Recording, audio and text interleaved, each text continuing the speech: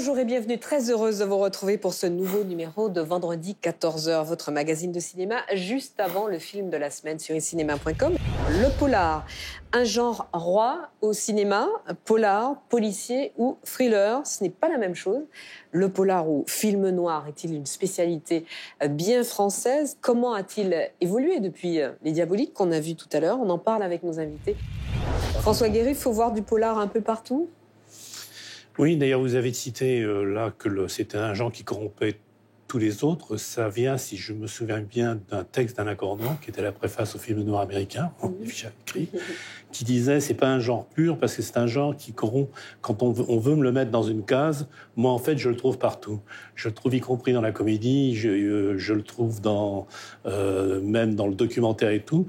Donc, c'est un genre qui dérange les autres, et c'est pour ça qu'il est fort et qu'il est intéressant.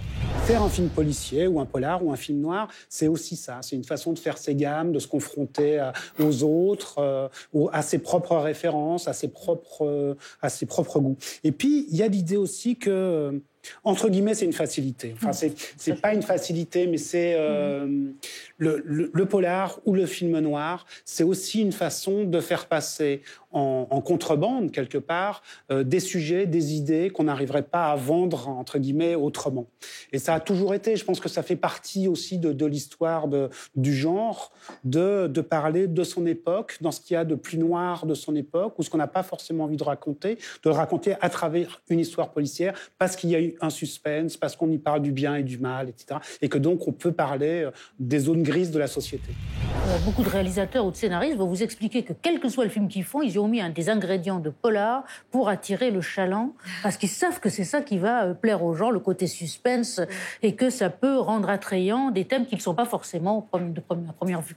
Alors, c'est quoi ces ingrédients? Le suspense, le crime, la peur. Crime, les gens adorent l'idée qu'il y ait des méchants plutôt que des gentils. C'est ce qui est le plus excitant. Comme disait Hitchcock, plus réussi sera le méchant, plus réussi sera le film. Je pense que ça marche même parfois avec des documentaires sur des sujets pas forcément très très drôles.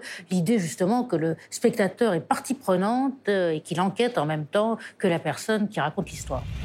Les truands ont le blues, Michel Alexandre, de temps en temps. Enfin, ils aspirent à une vie normale. Est-ce que c'est quelque chose qu'on peut montrer aujourd'hui? Oui, c'est ce qui est très intéressant, ce que dit François Guéry, c'est que c'est l'humain. D'abord, faut jamais oublier qu'un flic de police judiciaire, la répression du banditisme, c'est un voyeur, c'est-à-dire qu'il voit sans être vu, il écoute sans savoir qu'on les écoute. Donc c'est un observateur de la société civile. Et ça, c'est important qu'au travers des polars, on voit de notre société qui se développe. Et moi, ce qui m'intéresse très souvent dans les personnages, c'est que le type qui va aller braquer la banque à 14h, à 8h, il descend, il va amener sa petite à la maternelle, à 11h, il va faire les courses avec madame.